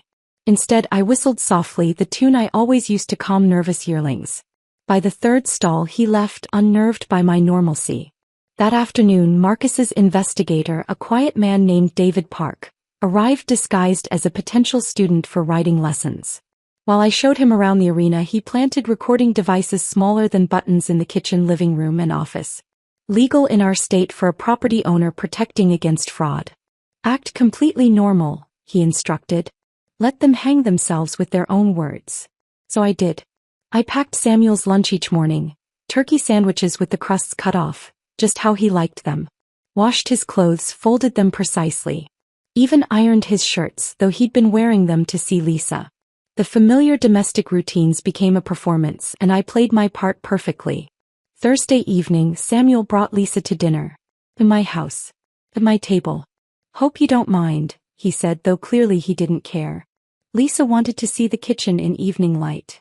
I served pot roast, the recipe his mother had taught me. Set the table with everyday plates, not the good china. That would seem bitter. Poured water for everyone, kept my movements steady and calm. Lisa talked through the entire meal about her renovation plans while sitting in the chair where Katie had done homework for 12 years. We're thinking marble countertops, she announced, gesturing at my worn butcher block that had seen 2 decades of family meals. And definitely removing that wall for an open concept. Interesting choice, I replied, passing the potatoes. Samuel watched me carefully, looking for cracks. Finding none, he grew bolder. You should be grateful Lily didn't fight the sale, he told Lisa, right there at my table.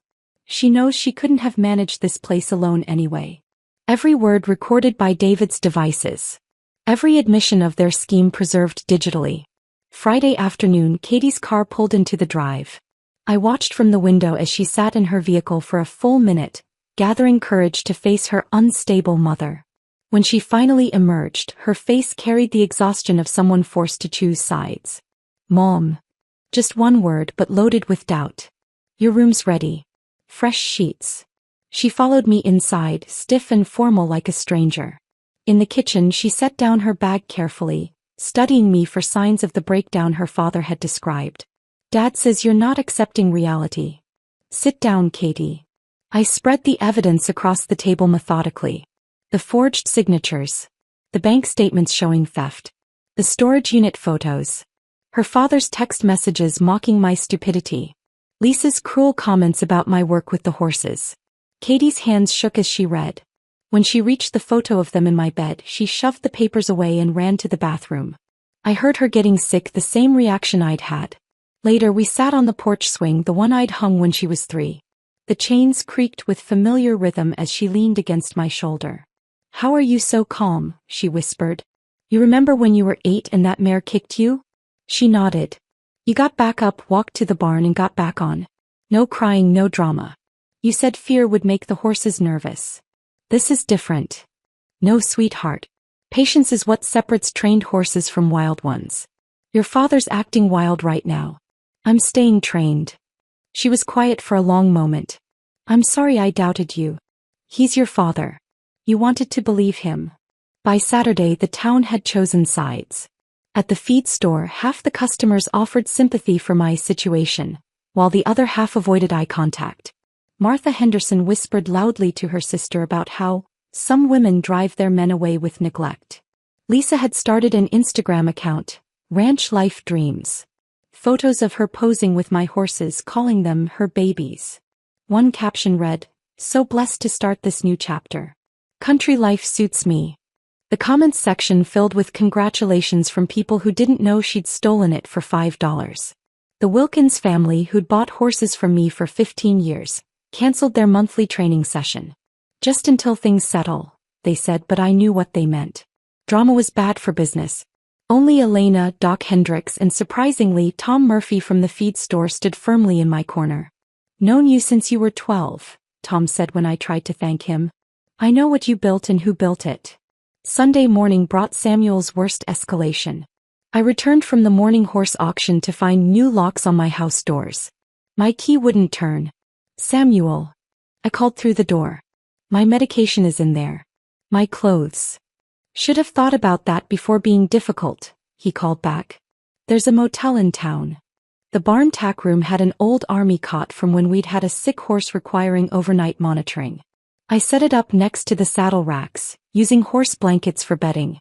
That night, I lay listening to the horses breathing, their occasional snorts and shifts more comforting than any human conversation. Elena found me there Monday morning bringing coffee and fresh clothes from her truck. This is insane. You need to call the police. No. Marcus says let them think they're winning.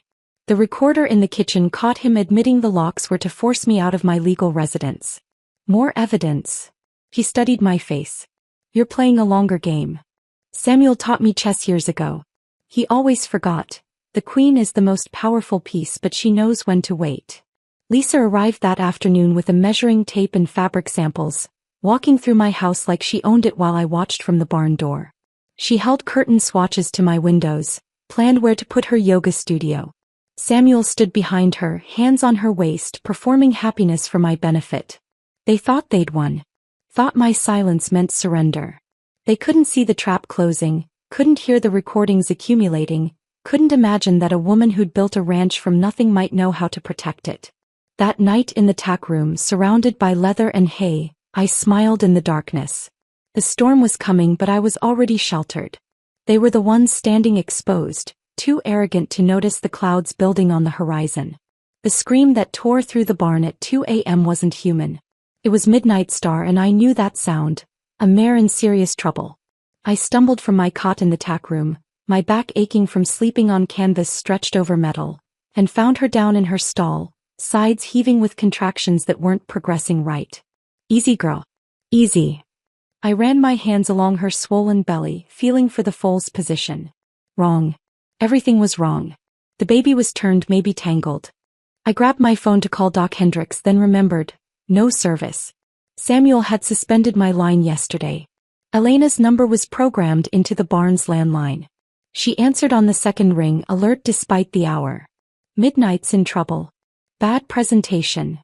Calling Doc now, she said and hung up. 20 minutes felt like hours. Midnight Star's eyes rolled white with pain, her legs thrashing against the stall walls. I held her head, singing the lullaby Katie loved as a baby, trying to keep us both calm. Doc Hendricks arrived with Elena right behind him. He took one look and started pulling equipment from his truck. Foal's got a leg back. We need to move fast. I'll cover the bill, Elena said quietly, pulling out her credit card before Doc could ask about payment. We both knew what Samuel had done to my accounts. For the next 2 hours, we worked in that ancient dance of birth and possible death. Doc's arms disappeared inside the mare, manipulating the foal while I held Midnight steady and Elena managed equipment. The barn filled with the sounds of labor, heavy breathing, occasional groans, the rustle of straw. Got it, Doc finally said. Legs forward. Here we go. The foal emerged in a rush of fluid and motion. A black colt, perfect except for one white sock on his left rear leg. He lay still for a moment, then shuddered to life, lifting his impossible head on that impossibly thin neck. There you go, I whispered, clearing mucus from his nostrils. Welcome to the world, little one. Midnight Star turned to inspect her baby, nickering softly. Within an hour, the colt was standing on legs like stilts, searching for milk. As I watched him take those first wobbling steps, the thought hit me, this might be the last foal born here under my watch. Don't think like that, Elena said, reading my face. This place is yours. For now. Tuesday brought an unexpected visitor. James Whitman from First National Bank stood at the barn entrance, looking uncomfortable in his suit and shiny shoes. Mrs. Brennan, could we speak privately? Samuel appeared from nowhere, inserting himself between us. James. I told you on the phone Lily's not well. She's been making wild accusations. I'd like to hear from Mrs. Brennan directly, James said firmly. She's having delusions. Ask anyone in town. I've known Lily since she was a teenager. I knew her father. I'll judge her mental state myself. Samuel's jaw clenched, but he couldn't physically prevent a bank officer from speaking to me. James walked with me to the far paddock out of Samuel's earshot. The paperwork for this supposed sale, he said quietly, it doesn't look right. The signature, the price, none of it makes sense. Your father would roll over in his grave if I let someone steal what he provided for you. He handed me his private cell number. Call me. Not the bank, me directly. Something's very wrong here. Wednesday afternoon, I needed supplies from town. At Thompson's Western Wear, I was comparing prices on hay nets when Lisa's voice carried across the store. I need the finest equipment. Cost is no object. The ranch is generating plenty of income. She stood at the counter, arms full of premium leather goods. A $3,000 saddle. Crystal-studded bridles. Designer riding boots she'd destroy in one real day of ranch work. I'm converting the whole operation, she told the clerk, loud enough for everyone to hear. Those smelly quarter horses are going. I'm bringing in Arabians. Much more elegant for the luxury retreat I'm planning. Those quarter horses whose bloodlines I'd spent 20 years perfecting. Horses that had won championships, produced champions, saved troubled kids in our therapy program. He spotted me by the hay nets. Her smile spread like spilled oil. Lily. Still shopping here. She held up the saddle. Samuel says you never could appreciate fine things. Always too practical, too basic. I said nothing. Gary Thompson, the owner, walked over to ring up her purchases. He ran her credit card once, twice, then handed it back. Declined, he said flatly. That's impossible. Try again. Ma'am, it's declined. Do you have another form of payment? Lisa's face flushed crimson. This is ridiculous. I own the Brennan Ranch. The Brennan Ranch account is in Lily's name, Gary said, looking directly at me. Has been for 20 years. I don't know what game you're playing, but it won't work here. She stormed out, leaving the expensive items on the counter. Gary winked at me and went back to his office. Thursday started with pressure in my chest like someone sitting on my ribs. By noon, the pain had spread down my left arm. Elena found me gripping the stall door, trying to breathe through it. Hospital. Now. It's just stress. It's a heart attack waiting to happen. Get in the truck. The emergency room was too bright, too loud. They hooked me to machines that beeped accusations about my blood pressure, my heart rate, my stress levels. The doctor, a young woman who looked like Katie, frowned at the readings.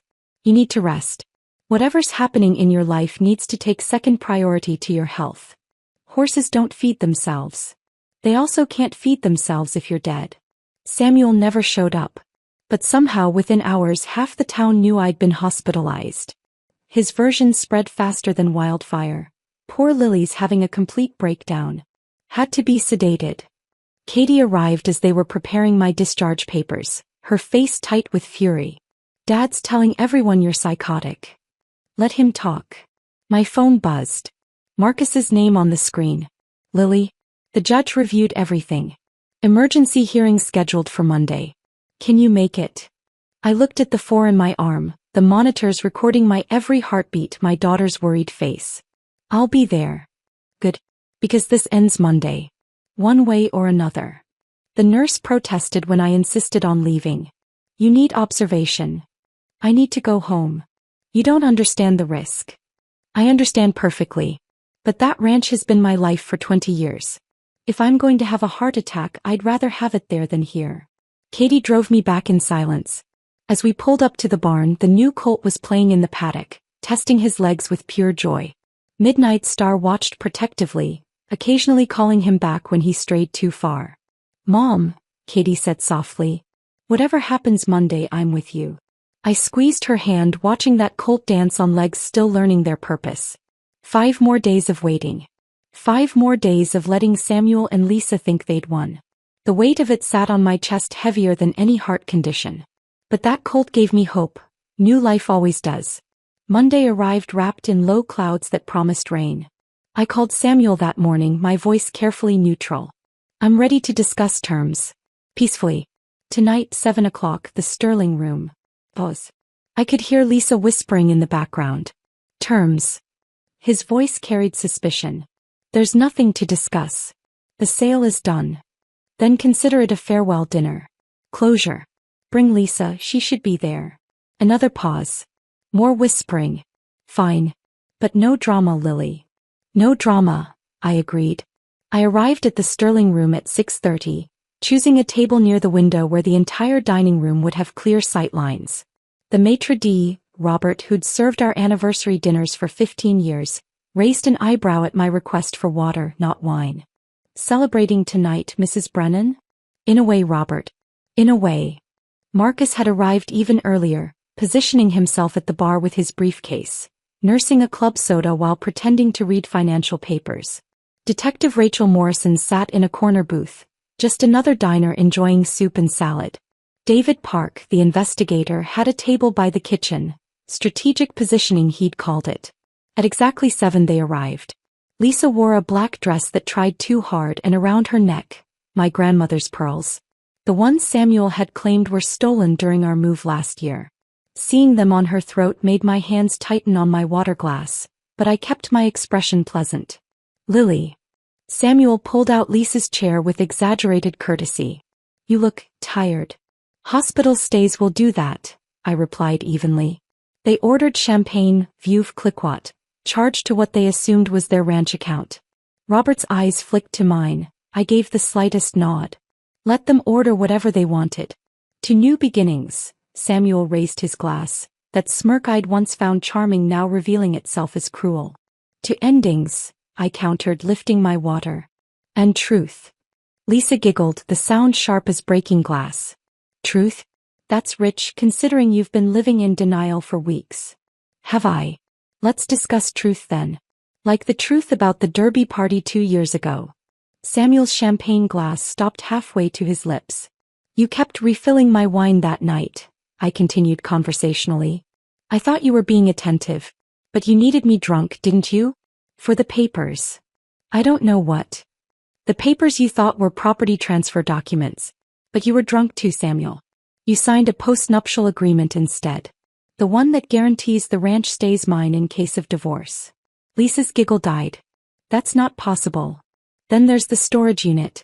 6 months of rent, all those falsified breeding records. The love letters going back 2 years. I pulled out my phone, swiped to the cloud account.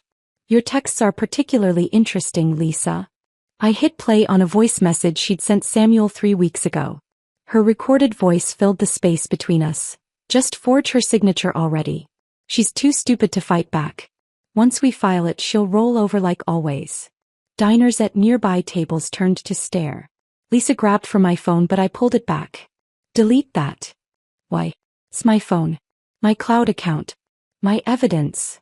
Samuel stood abruptly. We're leaving. I don't think so. Marcus approached our table with 3 folders and the practiced stride of a man about to destroy lives legally. Mr. Brennan, Ms. Hawthorne. I'm Marcus Fitzgerald, Mrs. Brennan's attorney. We know who you are, Samuel spat. Then you'll want to see these documents. Marcus placed the first folder on the table. The irrevocable trust that's protected the ranch for 6 weeks. Any sale without Mrs. Brennan's explicit, notarized consent is legally void. But I filed a fraudulent document. Which brings us to folder 2. He opened it, revealing bank statements, falsified veterinary bills, altered breeding records. $400,000 in embezzlement over 3 years. Federal crime, Mr. Brennan. Lisa shrank back in her chair. I didn't know about. Your signature is on several of these deposits, Marcus noted. And then there's folder 3. The IRS issue. What IRS issue? Lisa's voice climbed an octave. Your $5 purchase price. The IRS considers that a gift, not a sale. You owe gift tax on the full market value of the property. Approximately $600,000. Due immediately. That's insane. Samuel said. Samuel said a lot of things.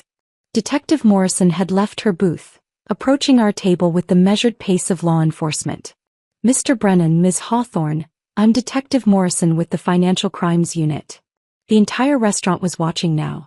Forks suspended midway to mouths, conversations dead, even the kitchen staff peering through the service window. This is entrapment. Samuel's voice cracked. No, sir. Entrapment would be if we convinced you to commit crimes you wouldn't have otherwise committed. You did this all on your own. Lisa's carefully applied makeup began running in black streams. You said it was legal. You said she was pathetic, that she'd never fight back. Shut up, Lisa. Don't tell me to shut up. This is your fault. Your plan. Your lies. She stood, grabbing her purse. I'm calling my lawyer. Ma'am, please remain seated, Detective Morrison said firmly. You can't make me. Actually, I can. You're being detained pending investigation of fraud, conspiracy, and filing false documents. The maitre d' approached apologetically. Perhaps we should move this to a private space? No need, I said quietly. They're leaving. Detective Morrison nodded to two uniformed officers who'd been waiting outside. They entered with the quiet efficiency of professionals, standing behind Samuel and Lisa's chairs.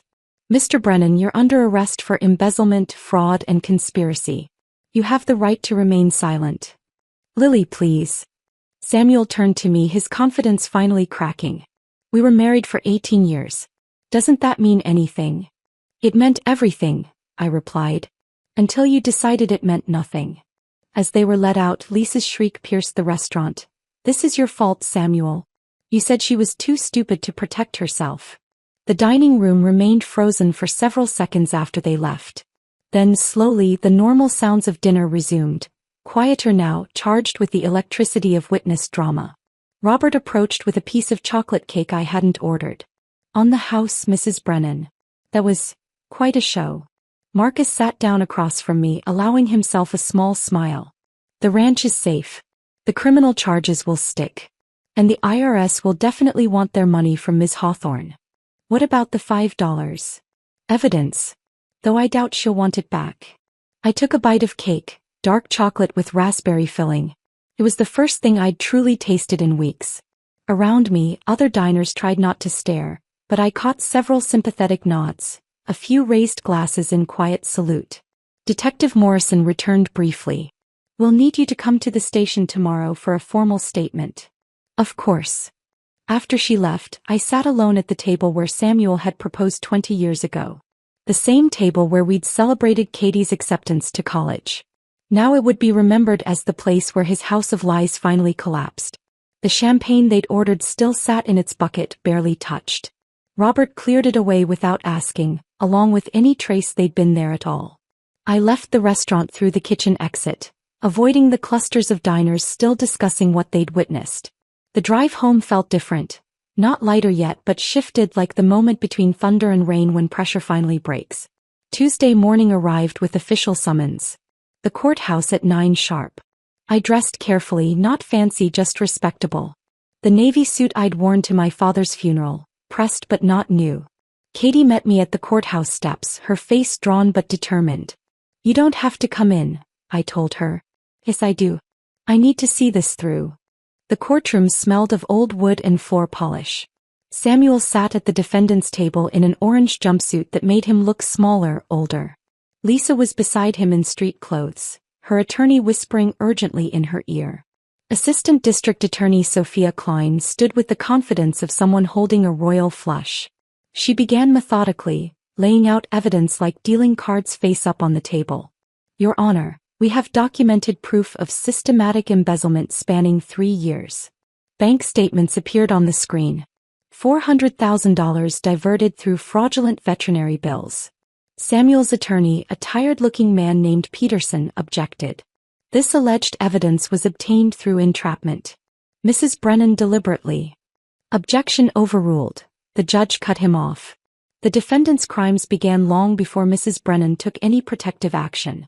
Continue, Ms. Klein. The forged signatures came next. Side-by-side comparisons that would make a child laugh. Then the cloud account messages, each one more damaging than the last. The defendants discussed their plan in detail, Sophia explained, highlighting specific texts. Quote, get her drunk enough to sign anything. Quote, she's too trusting to check the paperwork. Quote, once it's filed she can't fight it. Lisa's attorney, Mr. Garrett, stood abruptly. Your Honor, may I have a moment with my client? They huddled briefly. When Garrett returned, his shoulders sagged. Your Honor, Ms. Hawthorne would like to discuss a plea arrangement. Abandoning ship already? The judge asked dryly. The evidence is overwhelming. Samuel twisted in his chair to stare at Lisa, but she wouldn't meet his eyes. Katie Brennan, Sophia called. My daughter walked to the stand with her chin up, though her hands trembled taking the oath. She looked directly at me, not her father, as she began speaking. He called me at school constantly. Said Mom was having a breakdown, that I needed to come home and convince her to sign papers. He promised to pay my tuition if I helped. Did you believe him? Sophia asked gently. At first. He's my father. Why would he lie? Katie's voice cracked. But then I came home and saw the evidence. The forged signatures. The stolen money. The texts calling my mother stupid. What else did you discover? Katie's jaw tightened. I went to his apartment last week to get some of my things from childhood. Lisa was there. She was wearing my grandmother's jewelry, pieces Dad said were stolen. And there were photos from their trips together when he was supposedly at business conferences. Samuel's attorney tried cross-examination. Isn't it true you're angry at your father for the divorce? I'm angry he tried to steal from the woman who actually raised me while he was running around with his girlfriend. Objection. It's not an objection if it's true, Katie shot back. The judge allowed himself a small smile. When Katie stepped down, she walked past Samuel's table without looking at him. She sat beside me, taking my hand. More witnesses followed. James Whitman from the bank explaining the suspicious paperwork. David Park, the investigator, presenting recordings from the house. Doc Hendricks, testifying about the forged veterinary bills. Lisa's new attorney, she'd fired Garrett during the lunch break, tried damage control. Ms. Hawthorne was manipulated by Mr. Brennan. She believed the sale was legitimate. Sophia produced Lisa's handwritten letters.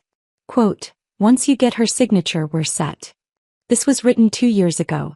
Ms. Hawthorne was planning this before she claims Mr. Brennan manipulated her. By afternoon, both defense attorneys looked defeated. Samuel's last-ditch effort was taking the stand himself. Lily and I built that ranch together, he claimed. I have a right to.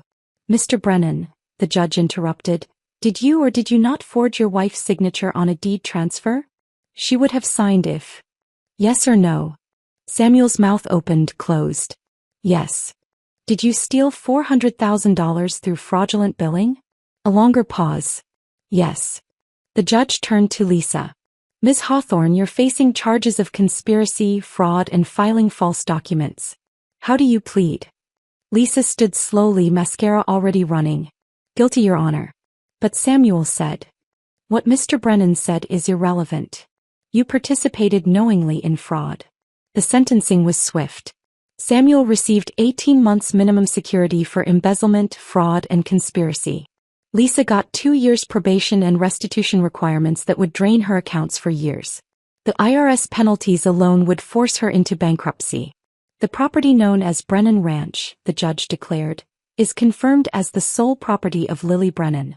All liens are cleared. Any claims by the defendants are permanently void. The gavel fell with finality. Outside, the courthouse steps were crowded. Elena stood by her truck with a surprise. Midnight Star's black colt on a lead rope. Thought he should see his home's really safe, she said. The colt nuzzled my hand, searching for treats. Such a simple gesture, but it broke something loose in my chest. Not tears. Those would come later. Just relief so profound my knees nearly buckled. Word traveled faster than wildfire.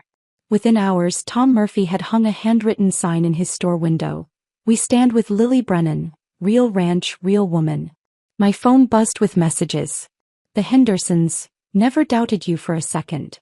The Wilkins family, can we resume training next week? Even Martha Henderson, who'd whispered about me in the feed store. I'm sorry. I should have known better. The local newspaper photographer appeared, wanting a picture for their story. I stood with the colt while Katie held his lead rope. The headline would read, Local Rancher Defeats Fraud with Grace. But Grace had nothing to do with it. This was about preparation, patience, and protecting what was mine. That evening, casseroles began arriving. Tuna from the Pattersons. Lasagna from the church ladies. More food than Katie and I could eat in a month. Each dish an apology from people who'd chosen the wrong side. You don't need their approval, Elena said, helping unload the 4th casserole delivery. I know. But it's nice to have it back. Samuel would serve his 18 months. Lisa was already packing to leave town, her social media accounts deleted, her dreams of being a ranch owner dissolved into legal fees and tax penalties. Me. I stood in my kitchen, looking out at my land, my horses, my life restored. The black colt played in the pasture, legs still unsteady but growing stronger. Tomorrow I'd return to my normal routine. 4:30 wake up, coffee, barn chores. But tonight I'd allow myself this moment of victory. Justice had been served at exactly the right temperature. The morning after the trial I woke without an alarm for the first time in 20 years. Not because I'd overslept. My internal clock still pulled me from bed at 4:30, but because the urgency was gone. The desperate need to protect, defend, survive had lifted, leaving something I barely recognized. Peace. 6 months can change everything. Or maybe it just reveals what was always there, waiting beneath the crisis. This morning I stood on my porch with coffee that tasted like freedom, watching the sun paint familiar pastures in new light. The horses grazed in patterns I knew by heart, but something was different. They moved easier, less skittish. Animals sense tension in ways humans ignore. They knew before I did that the danger had passed. Elena emerged from the barn, no longer my employee but my partner. We'd made it official last month. 60/40th split, with her taking the 40 and the option to buy in further over time. The therapy kids arrive at 9, she called out. 6 today. The therapeutic writing program. My dream for a decade, Samuel's veto for just as long. Waste of resources, he'd called it. Liability nightmare. Now twice a week children with disabilities came to find strength on horseback. Their parents paid what they could, insurance covered some, we absorbed the rest. Some things mattered more than profit. Katie's truck rumbled up the drive. She'd transferred from her expensive out-of-state college to the state school an hour away. Closer to home, she'd said, but I knew the truth. She wanted to be near the horses, near the healing. Weekends she worked alongside us, learning the business from the ground up. Mail's here, she said, tossing the bundle on the porch rail. Including something from Coleman Correctional. Samuel's careful handwriting on the envelope. I'd gotten 3 others over the months, all unopened, all burned. This one I opened not from curiosity but from a need to confirm what I already knew. Lily, it began. I wake up every day in a concrete box, remembering the wooden walls you and I built together. I hear metal doors slamming and remember the barn door that always stuck until you fixed it with cooking oil and patience. They serve instant coffee here that tastes like regret. He went on for pages. The morning routines he missed. The smell of hay. The sound of thunder's pride whinnying at dawn. How he'd destroyed everything real for something that turned out to be smoke. I know you'll never forgive me and you shouldn't. But I need you to know that I understand now what I lost. What I threw away. What I tried to steal but never actually owned. I read it through once, then walked to the burn barrel where we disposed of medical waste and expired medications. The paper caught quickly, his words turning to ash that lifted on the morning breeze. Some apologies come too late to matter. Some bridges, once burned, leave gaps that shouldn't be crossed again. From Dad? Katie asked, watching the last of it disappear. From a stranger who used to live here. She nodded, understanding. We'd had months of therapy together, unpacking the manipulation, the divided loyalties, the grief of losing the father she thought she knew. She was learning what I'd learned. Sometimes the hardest person to forgive is yourself for not seeing the truth sooner. Around noon, an unfamiliar car pulled up. Margaret Brennan stepped out, Samuel's sister, carrying a cardboard box that looked too heavy for her thin arms. I should have come sooner, she said without preamble. I was a coward. I took the box from her, gesturing toward the kitchen. She followed, taking in the changes. New paint where Lisa had measured for renovations, flower boxes under windows she'd planned to replace. I cleaned out Samuel's storage unit. The real one, not the secret one you found. Margaret pulled out photo albums, childhood pictures of Katie, our wedding album that I thought was lost. He was going to throw these away. Said they hurt too much to keep. At the bottom of the box, wrapped in tissue, my mother's recipe box filled with index cards in her careful script. The one Samuel claimed was water damaged in a basement flood that never happened. I knew about Lisa, Margaret said quietly. Saw them together last Christmas when he said he was visiting me. I should have told you. Why didn't you? Because I'm a coward, she repeated. And because I thought maybe I was wrong. Maybe it was innocent. Maybe. She trailed off, then started again. He calls me from prison. Crying. Says he destroyed the only real thing he ever had. Good, I said and meant it down to my bones. She studied my face, maybe expecting hardness or bitterness. What she found was simpler: acceptance. You're not going to forgive him. Forgiveness and reconciliation aren't the same thing. I forgive him for my own peace. But he's not welcome in my life again. Ever. She nodded slowly. I understand. I just thought you should know he knows what he lost. After she left, I hung the new ranch sign Elena and Katie had commissioned as a surprise. Second Chances Ranch in wrought iron with a running horse silhouette beneath. Not for Samuel, he'd had his chances and burned them all. This was for the therapy kids who were told they'd never walk finding freedom on horseback. For the rescued horses given one more opportunity to matter. For women like me who learned that starting over at 45 wasn't an ending but a beginning. Lisa Hawthorne, I'd heard through the small-town grapevine, had moved back east. Working as a receptionist at a law firm, ironically. Still paying the IRS in installments that would follow her for a decade. Her Instagram dreams of ranch life deleted, replaced by the reality of consequence. As evening approached, I walked to Midnight Star's pasture. Her colt, 6 months old now and officially named Justice, trotted over on legs that had found their strength. He'd never known the fear that had lived here during those awful weeks. To him, this place had always been safe, steady, sure. You were born into the storm, I told him, rubbing his neck. But look at you now. He nudged my pocket, searching for carrots with the single-minded determination of youth. Behind him, the sun set over land that had been paid for twice. Once with my father's life insurance and again with my refusal to let it be stolen. Katie found me there watching the light fade. You okay? More than okay. It's different now, isn't it? The ranch feels lighter. He was right. The same fences, same buildings, same horses. But the weight was gone. That constant vigilance, that underlying fear of betrayal. In its place, purpose, partnership, peace. My phone buzzed with tomorrow's schedule. 8 therapy students. A veterinary visit for vaccinations. Elena's meeting with a potential sponsorship for the therapy program. Life moving forward instead of defending against attack. That night, I sat at my kitchen table, mine alone now, with a cup of tea and the comfortable quiet of a house that held no secrets, no lies, no betrayals waiting to surface. Through the window, I could see the barn's security light illuminating the path I'd walk tomorrow at 4:30 a.m., same as always. Except nothing was the same. Everything was better. Cleaner. Truer. $5. That's what they thought my life's work was worth. But you can't buy what was never for sale. And you can't steal what someone's willing to fight for. The silence of my evening wasn't lonely. It was earned, peaceful, and completely mine. If this story of calculated revenge gave you chills, hit that like button right now. My favorite part was when Lily calmly played the recording of Lisa saying she's too stupid to fight back, right there in the restaurant. What was your favorite moment? Drop it in the comments below. Don't miss more gripping stories like this. Subscribe and hit that notification bell so you never miss an upload.